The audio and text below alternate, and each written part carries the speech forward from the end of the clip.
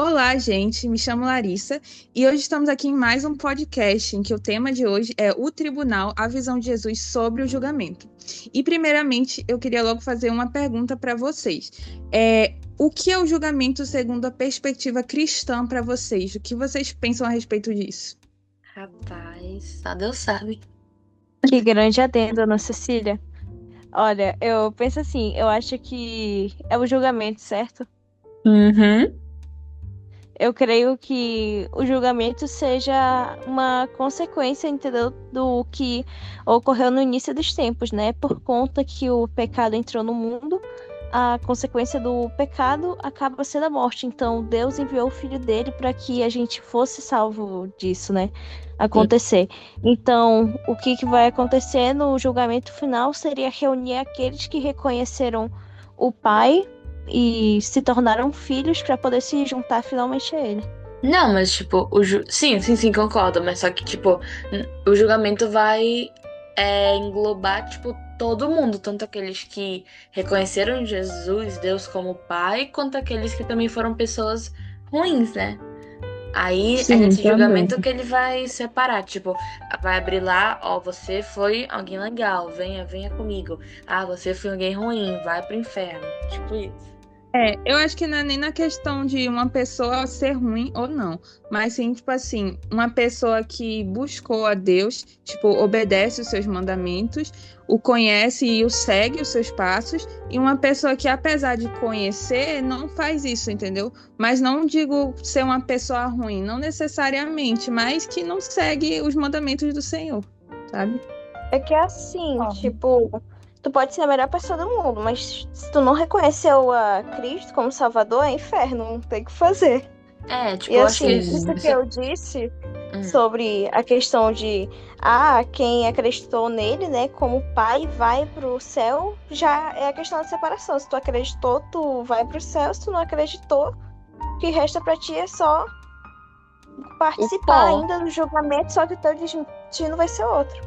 É, tipo, Isso mesmo. já sabe na hora o destino da pessoa.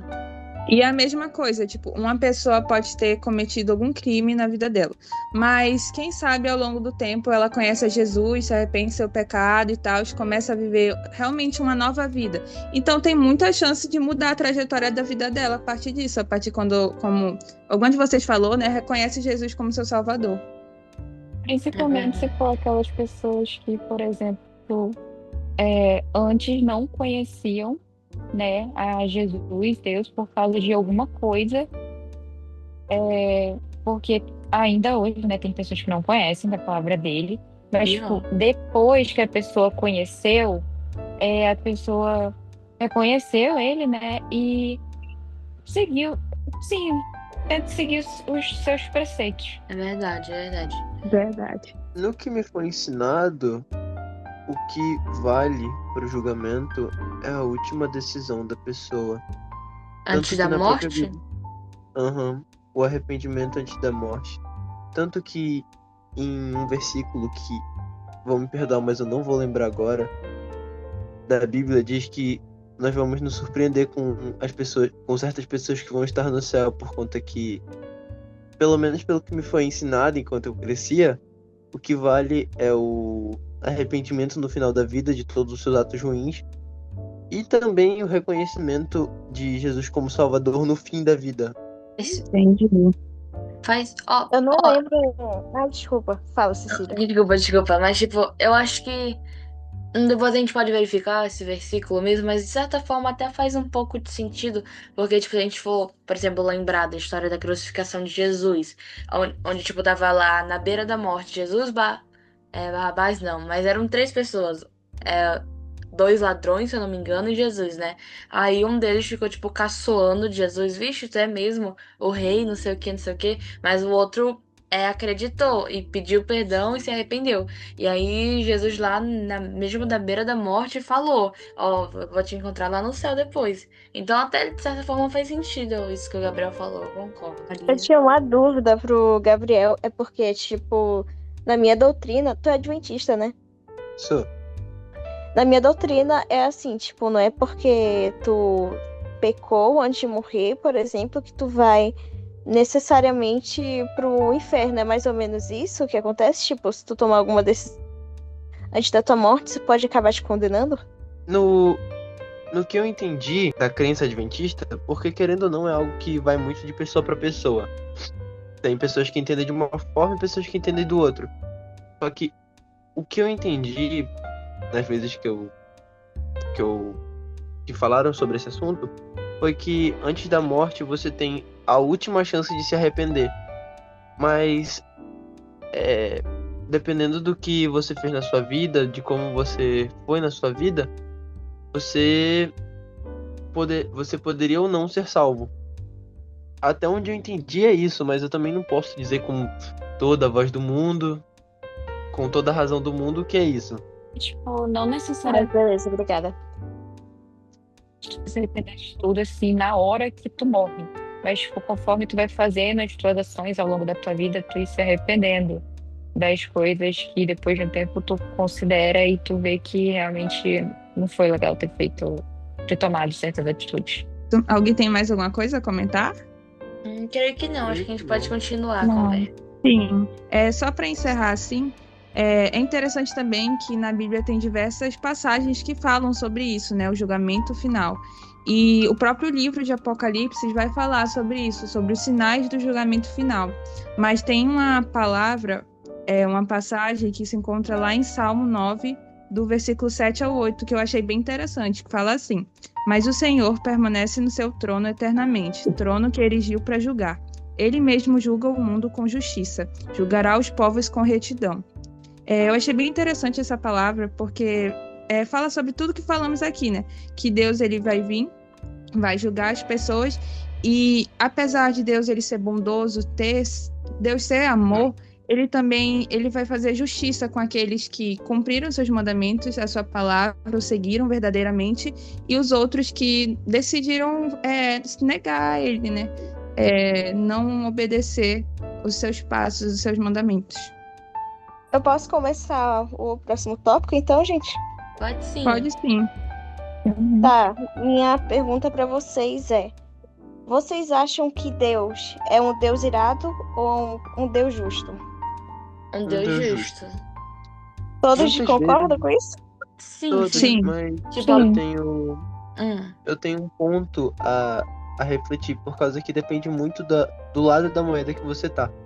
Por causa que muitas vezes a gente tem Deus como um Deus punitivo, muito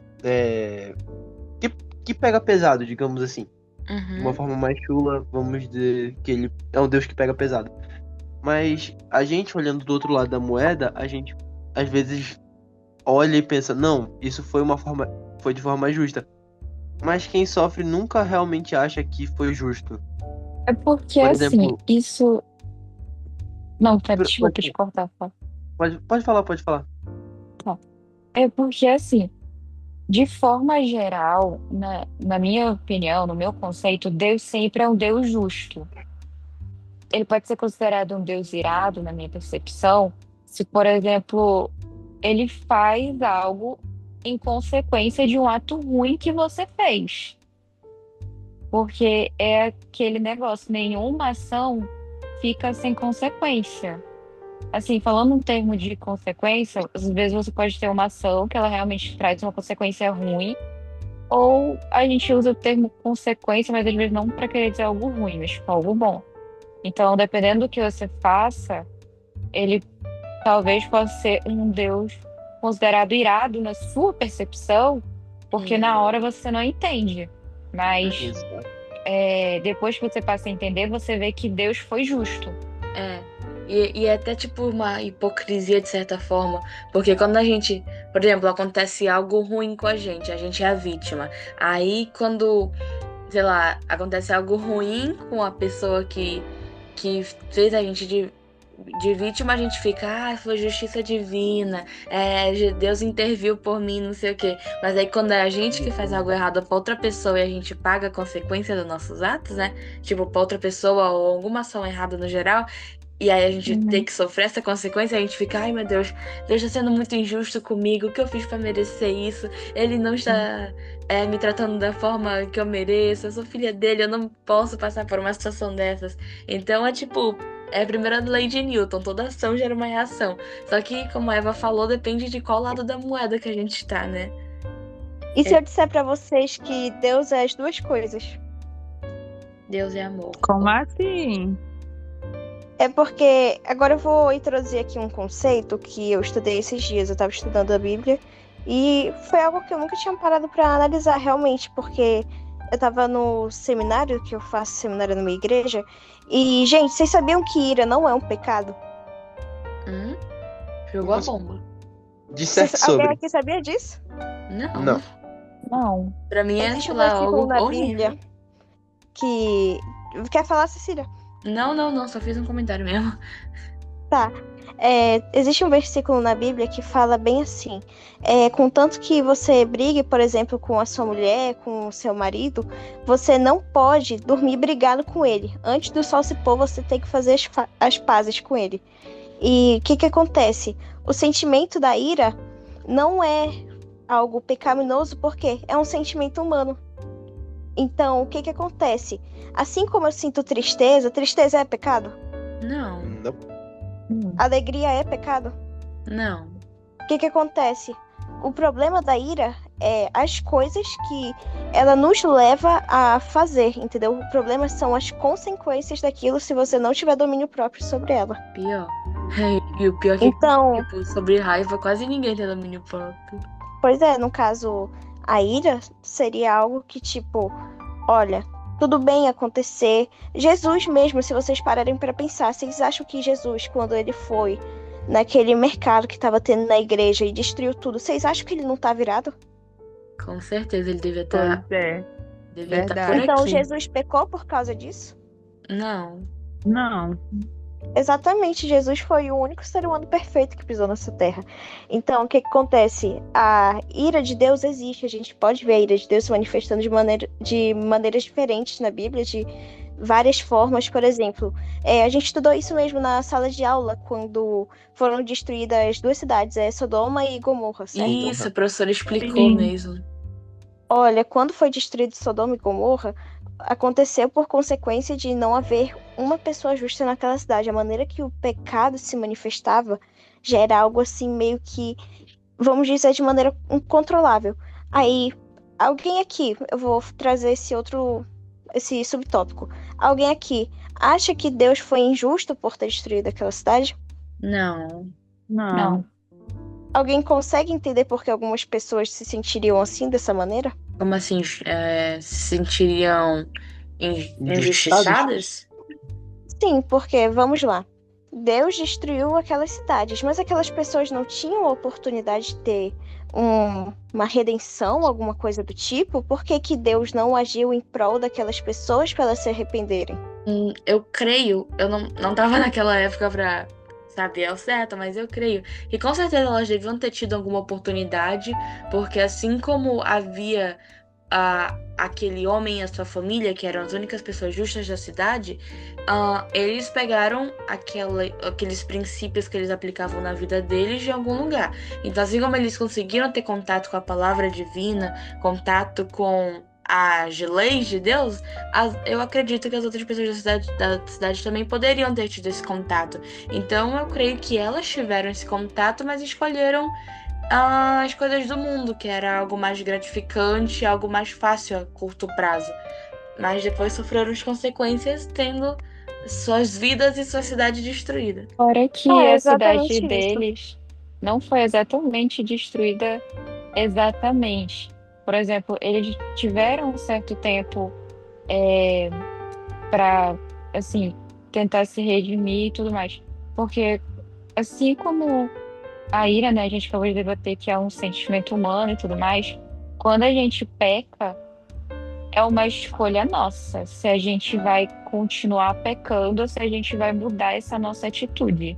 Verdade. É exatamente isso, gente. Tipo, Deus não foi injusto naquela situação porque aquelas pessoas tinham acesso àquela família que poderia falar mais sobre Deus e tudo. E por que que não houve interferência divina? Porque a interferência divina seria mexer com o livre-arbítrio, que é uma das coisas principais, assim, desde a base, sabe? Tanto que é por isso que o pecado entrou no mundo, por causa do livre-arbítrio do homem.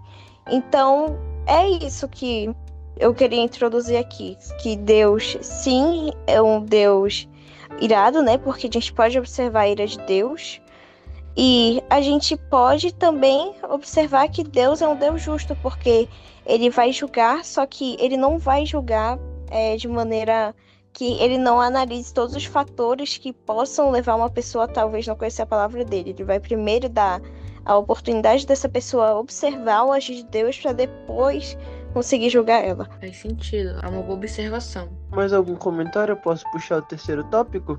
Acho que a gente pode seguir, Pode Gabriel. sim. O terceiro tópico é como Jesus ensina a lidar com a expectativa do julgamento. Olha, pelo que eu me lembro, assim, ele sempre diz que a gente não precisa, apesar de ser algo que, pelo menos em mim, eu fico normalmente tipo, meu Deus, eu vou medo de queimar, não sei o que, se eu não subir pro céu, algo do tipo, me gera uma certa ansiedade. Na Bíblia sempre há diversos versículos, diversas falas dizendo que não é algo com que você precise se preocupar ou ficar ansioso sobre, porque o ponto principal é, se tu seguiu os ensinamentos bíblicos, os mandamentos, a palavra dele, não tem que se preocupar, sabe? É algo que normalmente deveria causar, na verdade, felicidade, creio eu, porque, tipo, tu tá tendo a oportunidade de, mesmo depois de tudo que aconteceu na história do planeta, né? O pecado entrar no mundo e tudo mais, tu tá tendo a oportunidade de ser salvo, redimir. então seria algo positivo, né? Sim. Eu creio que como você disse, é algo a se temer.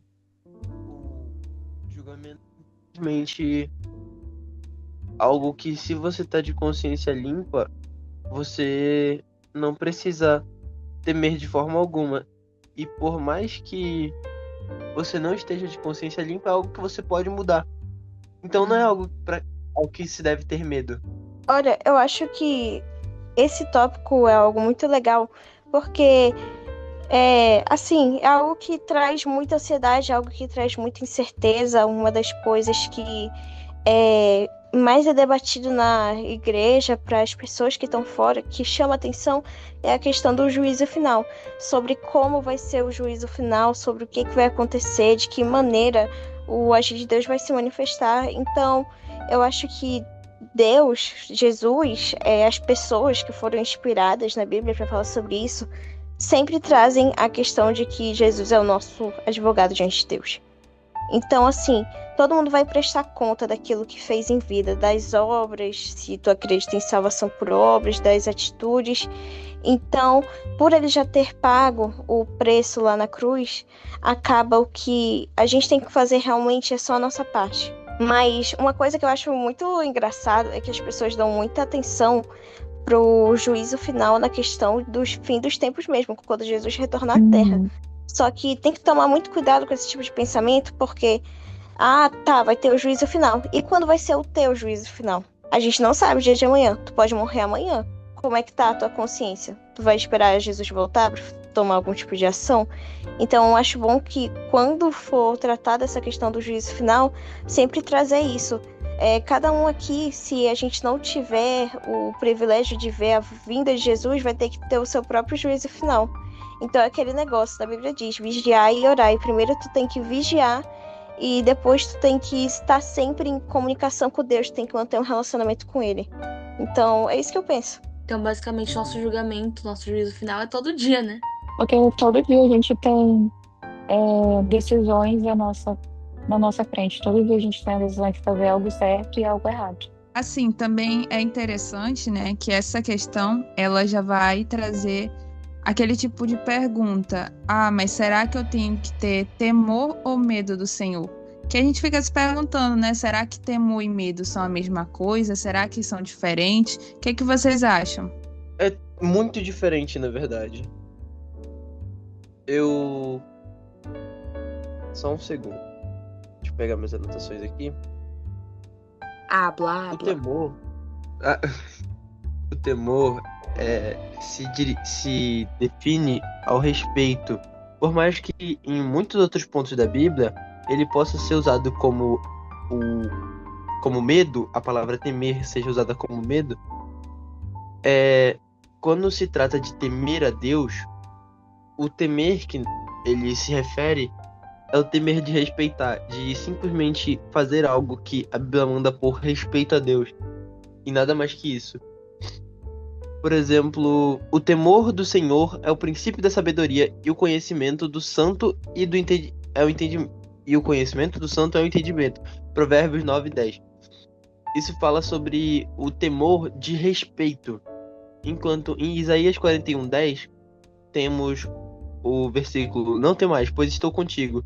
Não te assombres, porque sou teu Deus. E te fortalecerei, te ajudarei e te sustento com a destra da minha justiça. Nesse versículo, temer tem o sentido de medo, que seria quando você entende que algo te ameaça de alguma forma. Por exemplo, pode ameaçar sua integridade física, integridade ou coisas que você simplesmente considera importante. Mas Deus não é um Deus de ameaças, pelo menos não como eu vejo. É isso mesmo. Assim, eu penso que nem o Gabriel. Eu acredito que, tipo, sobre essa questão, será que eu devo temer ou ter medo do Senhor? Eu acredito que a gente deve temer a Ele, tipo, nessa questão do julgamento final, né? Como nós devemos nos preparar para o julgamento? Nós devemos temer a Ele, ou seja, ter esse respeito por Ele, mas não ter medo, ficar pensando, ai meu Deus do céu, não sei o que, ter esse medo. A gente não precisa ter esse medo do Senhor, apenas ter esse respeito a Ele, a pessoa que Ele é, entendeu? Sim, eu concordo com o que vocês dois falaram. E a professora até citou um pouco sobre esse assunto, foi um dos tópicos abordados no nosso livro. Então faz bastante sentido, a gente tem que temer ao Senhor, não ter medo. Eu queria trazer uma experiência pessoal minha aqui, rapidinho, sobre essa questão do temer e o ter medo. Eu acho que recentemente não, na nossa vivência assim, na nossa sociedade atual, eu creio que muitas igrejas se utilizam dessa questão da palavra pelo terror, entendeu? Se tu não fizer isso, tu vai queimar no fogo do inferno, entendeu? Tal, essas coisas. A gente pode observar que acontece muito isso nas igrejas. E, assim, por muito tempo eu ficava muito encucada por causa disso. Eu ficava tipo, poxa, mas como é que funciona? Eu vou ter que obedecer esse cara aí só porque eu tenho que buscar não queimar no final da minha vida? Quer dizer que o que eu tô fazendo agora eu não vou poder ver do jeito que eu quero, por causa que ele decidiu que ia ser assim, né? Então acabava que eu ficava muito revoltada por causa disso.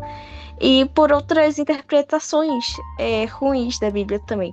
Porque temor tem significados diferentes, dependendo do contexto.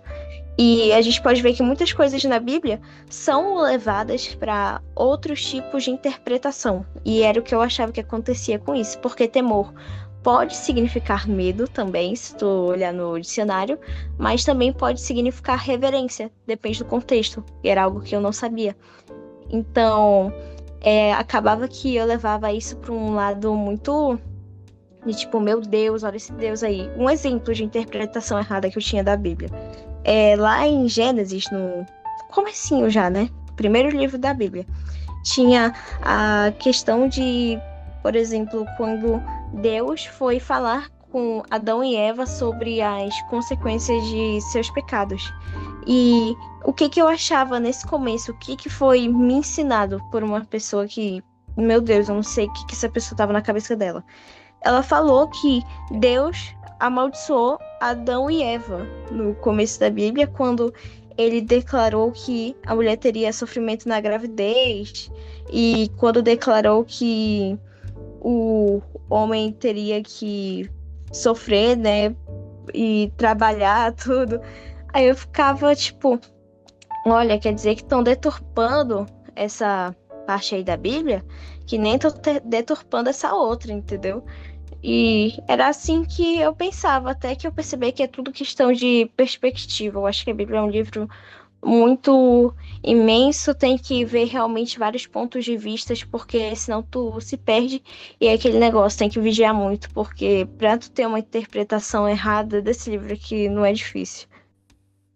Com certeza, ainda mais levando em consideração o fato de que, tipo, a gente conhece a Bíblia em português. Então, o português não tá nem perto de ser uma das línguas que foi traduzida. Tipo, quando ela veio lá no início, imagina o tanto de traduções e alterações que foram feitas durante a história da vida dos livros mais antigos do mundo. Então, tem que ter uma inspiração divina bem boa quando estiver lendo esse livro. Porque, caramba, não é difícil não mesmo ter uma leitura errônea do livro. Para que Completamente. muitas pessoas, às vezes, vão mais pelo, por exemplo, talvez o que o padre, o que um pastor, uma pastora fala, do que pela Bíblia em si. E, por exemplo, a pessoa que está falando, pregando a palavra, pode, assim, não todas, né? Mas tem uma interpretação diferente, fora a questão dos falsos profetas. Verdade. Gente, essa questão de versões da Bíblia, que vocês levantaram o tópico aqui, eu tive uma matéria no seminário que eu tô tendo, que foi sobre geografia bíblica. E só para vocês terem uma ideia de quanto tu precisa estudar, a Ana Cecília falou sobre a inspiração divina, só que eu acho que só a inspiração divina não é o suficiente, tu tem que realmente estudar para entender a Bíblia, sabe? Tem que estudar o grego, tem que estudar o aramaico também, porque tem esses dois idiomas da Bíblia. Só para tu ter uma ideia do porquê. Oi? O hebraico também, né? Sim. Só para ter uma ideia, por que a gente tem que estudar essa matéria de geografia bíblica em específico? É para entender contextualização, compreensão cultural e social, que também altera o significado, questão de influência do ambiente, a relação política, ajuda também a entender certas disputas e analogias que são feitas. Cara, é muito absurdo. E até para tu interpretar algumas profecias, tu precisa saber todos os anteriores, que senão tu vai ficar totalmente perdido. Questão de versões de Bíblia. Tem Bíblias que elas são traduzidas usando palavra por palavra, só que tem Bíblias que são pego toda a frase para poder traduzir o contexto geral dela. Eu esqueci agora qual que é os nomes exatamente, só que, por exemplo, eu acho que todo mundo... A maioria tem Bíblia da NVI. NVI, ela pega o contexto geral, se eu não me engano, para poder traduzir. Só que tu for pegar, por exemplo, a Bíblia que eu uso é a King James. Ela não pega por contexto geral. Ela pega palavra por palavra para poder tirar a ideia e conseguir implementar o que aquele versículo estava querendo dizer. Tanto que, se tu for utilizar a Bíblia de estudo, tem rodapé, né? Para poder entender melhor, né? Mas tem que tomar cuidado com Bíblia de estudo também. É muito complicado estudar a palavra. Muito complicado. Porque Bíblia de estudo, tu tá vendo a visão daquela pessoa que escreveu. Não quer dizer necessariamente que tu vai concordar com tudo aquilo. A não ser que tu fique muito alienado. Então, é muito difícil, de verdade. Pois é, curioso para pensar em quantas versões e quantas interpretações diferentes a Bíblia tem nesses últimos, sei lá, milênios. É um tanto quanto curioso para pensar dessa forma. Pior, eu não fazia ideia, pra ser sincera. Pra mim, tipo, Bíblia era Bíblia, pô. Pra mim, o máximo que existia de variações era, tipo... Variedade. Variedade, variações. Era, tipo, se era na nova linguagem ou naquela linguagem com palavras mais complicadas, entre aspas, né? É, isso. Eu não sabia que tinha tantas outras Bíblias usadas, tipo, por denominação ou tipo, Bíblia de estudo, Bíblia disso. Eu não sabia que isso existia, real. Interessante isso, é uma boa observação, Maria. Muito obrigada. Então agora podemos seguir pro próximo tópico? Sim. Perfeito. Então agora eu vou abordar o tópico sobre os 3 julgamentos. Que no caso existe o tipo de julgamento pré-milenial, o milenial e o executivo. Aí eu vou dar, tipo, uma contextualização geral agora pra para se você não souber quais são essas diferenças entre os julgamentos, e a gente depois debate um pouquinho sobre eles. Então, começando com o julgamento pré-milenial. Esse julgamento acontece antes de Jesus voltar para reinar na Terra durante os mil anos, o famoso milênio. É quando Deus analisa a vida de cada pessoa, tanto dos vivos quanto dos mortos. E é tipo aquele momento em que ele pega, tipo, o nosso livro da vida e ele abre e literalmente vai escolher a vida de cada um. Depois temos o julgamento milenial. Esse julgamento acontece durante o reino milenar de Jesus, durante os 1000 anos. Nesse período, Jesus governa a terra e aqueles que foram fiéis vão reinar junto com ele. O terceiro tipo de julgamento é o julgamento executivo, que, por fim, é o famoso julgamento final, também chamado de trono branco. Aqui, Deus dá o veredito final para todos os seres humanos. Os livros são abertos de novo, os livros da vida no caso, mas dessa vez é para dar o destino eterno de cada pessoa baseado nas suas escolhas em relação a Deus. E aqui eu separei 2 versículos que podem dar um pouquinho de contextualização geral. Sobre a parte de Deus, eu acho que nesse daqui faz referência ao julgamento milenial, que basicamente diz, é um texto que está em Mateus 25:21, e o Senhor respondeu: muito bem, servo bom e fiel, você foi fiel no pouco e eu o porei sobre o muito. Venha e participe da alegria do seu Senhor. Então é basicamente sendo uma consequência, né? A pessoa fez boas escolhas durante a vida dela, escolheu honrar a palavra do Senhor, e no final, durante o julgamento, Deus vai cumprir sua promessa e você vai estar apto de receber grandes alegrias e governar ao lado do Senhor pelos 1000 anos. Então eu queria saber um pouquinho da opinião, né, de vocês, se vocês conheciam esses 3 tipos de julgamento, o que vocês acham sobre o assunto. Vamos debater. Eu acho curioso citar um ponto que muitas vezes eu ouvi, eu não entendo sobre a veracidade desse ponto, mas muitas vezes enquanto conversava sobre julgamento com alguns familiares, eles comentaram que em algum lugar, não sei aonde, estava escrito que o julgamento seria, a princípio, a ida dos puros até a terra, e depois da ida teria um período de 1000 anos até a volta, que nem você falou. Só que a diferença do que me foi falado pro que você falou é que depois desses 1000 anos Jesus voltaria à Terra de novo, e todos os que foram... ele voltaria à Terra de novo, o mundo teria sido purificado junto com os ímpios. E após esses 1000 anos, todos viveriam na Terra novamente. Muitas vezes me foi ensinado isso, comentado durante conversas religiosas na minha família sobre esse assunto, só que eu não entendo a veracidade disso. Eu nunca cheguei a ver isso em lugar nenhum. Então, é só um ponto que eu achei curioso citar. É que esse é um assunto meio chatinho de falar, porque são muitas interpretações e tá. Eu vou tentar trazer aqui a visão da minha igreja, tá? No caso aqui é a Assembleia de Deus de Madureira. No caso, primeiramente, visão pré-milenial acredita na visão futurista, que Jesus vai voltar em duas partes.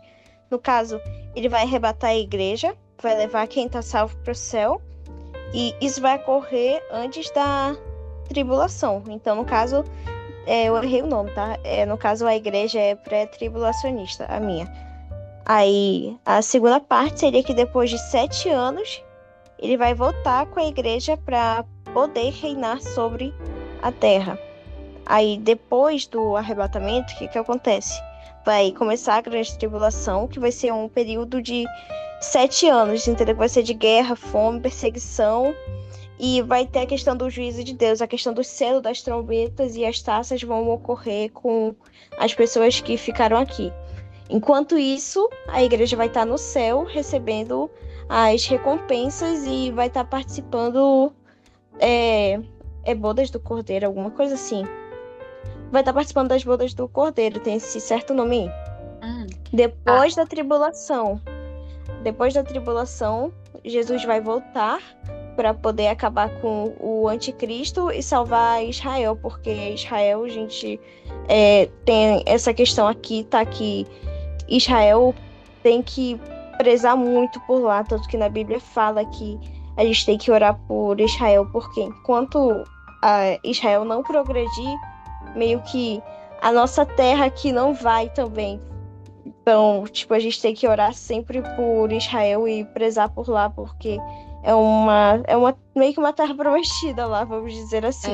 O mais irônico é justamente isso, porque Israel é um lugar, uma localidade, tipo, central em todas as histórias da Bíblia, né? A gente tem o leão da tribo de Judá, que tá tudo relacionado lá ao local Israel, só que o mais irônico é que a religião das pessoas de lá, né, o judaísmo, é algo que eles não creem que no caso Jesus já veio pra Terra, eles estão esperando até hoje, então é um fato meio irônico a se pensar. Acho que é por causa dessa visão que eles têm do juízo final, de tipo, que Jesus vai voltar, vai salvar Israel, tudo. Então, quando ele veio de uma maneira tão humilde, acabou que não foi aquilo, entendeu? Que É aquilo que eles as esperavam. pessoas esperavam. Uhum. E, Aí, tipo, no caso... desculpa. Fala.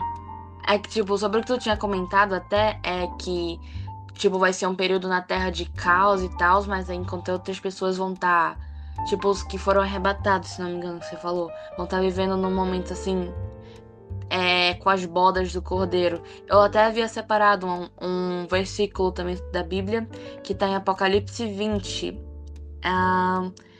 que fala assim: Eu vi tronos e assentaram-se sobre eles, e foi-lhes dado o poder de julgar. E vi as almas daqueles que foram degolados pelo testemunho de Jesus e pela palavra de Deus, e que não adoraram a besta nem a sua imagem, e não receberam sinal em suas testas nem em suas mãos, e viveram e reinaram com Cristo durante 1000 anos.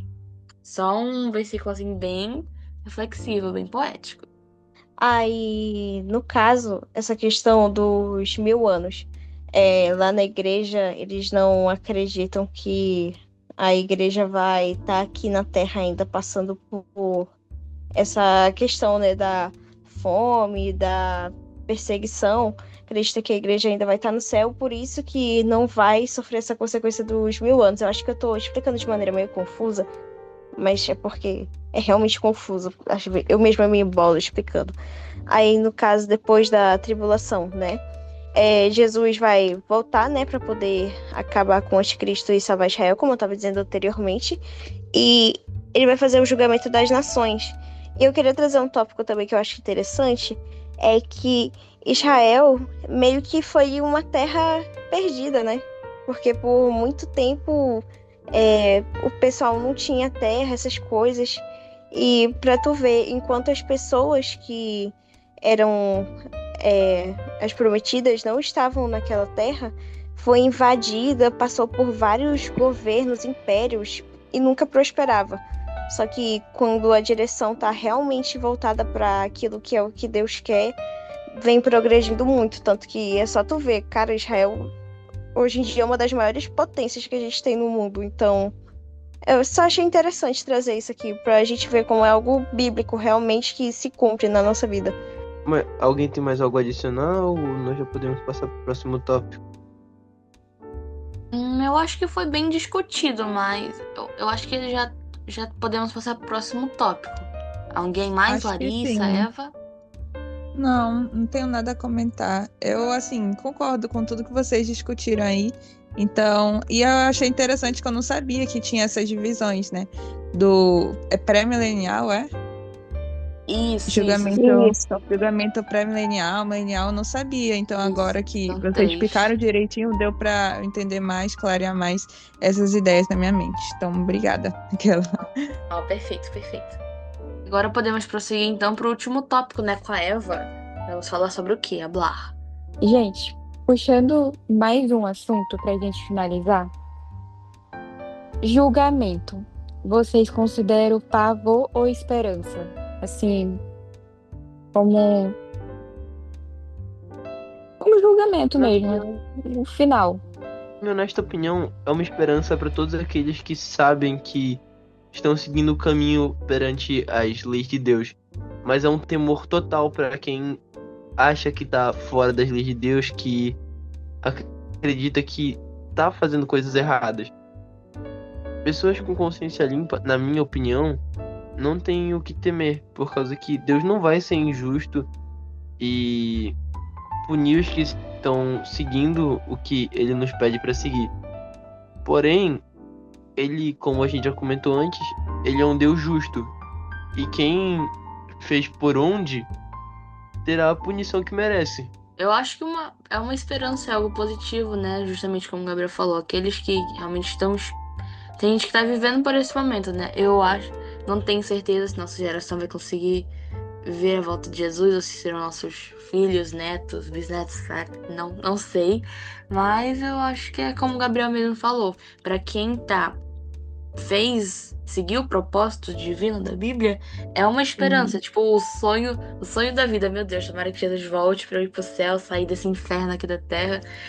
Mas, por exemplo, ao meu ver, eu tenho muitas coisas a melhorar ainda em relação à minha caminhada com Deus. Então, pra mim, isso me dá um certo medo, eu admito. Não tenho a consciência 100% tranquila quanto às minhas ações. Então, eu tenho uma certa ansiedade sobre. Mas eu acho que, no geral, é algo positivo. É uma esperança que todos têm, os cristãos. De uma forma geral, na minha opinião, é esperança. Porque, né, você vai ter finalmente, né, seu encontro com Deus. Mas, né, como a Cecília falou, claro que dá, assim, um pouquinho de ansiedade e tudo mais. Mas eu acho que hoje em dia muitas pessoas acabam atrelando mais isso ao pavor. Que, né, como a gente falou antes, que o julgamento, ele também é um momento, não para tu se arrepender na hora, mas é um momento que tu tem de rever toda a tua vida, assim, não só as coisas boas como as coisas ruins, mas tudo que tu passou por ela. Pra mim, pessoalmente, eu acho que tem muito a ver com pavor, porque é muito, muito complicado imaginar, sabe, tudo que vai acontecer, ver as profecias se cumpridas, a questão das guerras, essas coisas, tudo que acontece nesse doloroso é algo muito que realmente assusta. Então, acho que não tem como evitar esse sentimento de pavor em algum momento. E é aquele negócio que eu falei, né, que as pessoas esperam muito pelo juízo final, mas não esperam muito pelo seu próprio juízo final. E aquele versículo que eu tinha citado anteriormente, vigiai e orai, tem a continuação dele, é que eu citei, cortei ele todinho, né? Mas ele é assim, vigiai e orai porque você não sabe nem o dia e nem a hora da volta de Cristo. Então, é aquele negócio, não adianta nada só esperar pela volta de Cristo, ele vai descer na terra aqui de novo, se tu não tá cuidando da tua vida aqui nesse momento agora. Tu não tem que esperar todas as profecias se cumprirem pra tu correr atrás, sabe, de buscar um relacionamento com Deus, buscar algo. E eu vejo muito crente falando, nossa, porque Jesus não pode voltar antes de eu casar. Então, será que tu realmente almeja tanto assim a volta dele? Será que ele realmente é uma esperança pra ti? Ou será que tu tá colocando ele como um fardo na tua vida? Será que tu tá priorizando os teus desejos como homem, em vez de priorizar a vontade daquilo que é divino, a vontade daquilo que vem dos céus, a vontade de Deus? Eu acho que é muito importante a gente se atentar a isso, porque a igreja fala muito que a gente está esperando ansiosamente tu voltar. Cristo, Senhor, por favor, desça a terra, venha nos buscar, tirar a gente desse tormento. Só que a gente não tem ele como prioridade na nossa vida. A gente sempre fala sobre isso no meu Connect, né, que no caso seria a célula, que, cara, é muito difícil se manter em santidade. É muito difícil porque, querendo ou não, em algum momento tu cai. Porque o homem é muito egoísta, é um ser egoísta, sabe? Pela sua própria natureza. Sua própria natureza é pecaminosa. Então, assim, eu tô trabalhando isso em mim, né?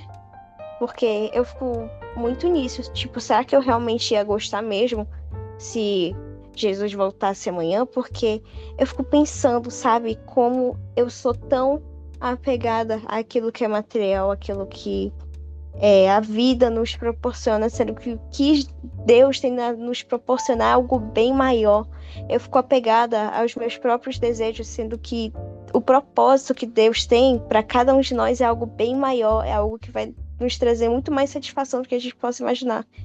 Então, acho que essa questão do pavor é realmente mais recorrente do que a gente imagina. Eu acho que é muito fácil falar que é uma esperança, só que aí quando tu vai analisar para si mesmo, eu acho que tá tudo errado comigo. Eu acho que se Deus voltasse amanhã, eu não ia pro céu, entendeu? Tipo, tem que vigiar nesse sentido. É exatamente Porque assim. eu acho que é esperança, só que eu não tô vivendo em santidade. Uhum. Porque também é muito fácil assim, a gente acabar se desviando do nosso caminho. Às vezes, por mais que a gente tenha a pessoa que nos ajude, a gente também precisa focar nisso. E assim, tem aquelas pessoas que, claro, né? Todo mundo, de certa forma, tem medo do que vai acontecer consigo, né? Mas é uma coisa muito ruim que tem também do ser humano é aquele negócio de, ai, não, vou fazer tudo certinho, porque eu sei que no dia do juízo final, se eu fizer tudo certo, a minha vida toda, não pecar, não fizer nada, eu vou pro céu e Deus vai me julgar. Só que tem aquele negócio, Deus conhece o coração de qualquer um, de todos. Então, não adianta você fazer o bem esperando uma coisa em troca. Uhum. E eu já escutei muita gente também falando, tipo, eu vou seguir minha vida do jeito que eu quiser, vou me divertir aqui. E aí, se eu pecar, é só orar pedindo perdão e pronto, tô salvo. Também não é assim, né? Apesar da gente, se a gente orar, pedir perdão, a gente vai conseguir esse perdão, se for um arrependimento verdadeiro. A gente também não pode viver a Deus dará esperando que, é só eu fazer uma oração, pronto, tô salvo. Mas é realmente muito difícil se manter, né, nos caminhos divinos, porque a gente já nasce no pecado. A partir do momento que a gente nasce, apesar das crianças, né, de certa forma, não terem tantos pecados assim, a gente já nasce falho, a gente já nasce com essa, como posso dizer, com essa certa índole pecaminosa, né? Exato, com essa afinidade. Tá no nosso ser, um ser humano, né? Apesar de não ser a vontade de Deus, é algo que aconteceu, né? Então, é muito complicado isso. Eu queria fazer um breve comentário. Assim, como, na minha opinião, é isso de pavor, esperança. Eu acredito que seja meio que os dois.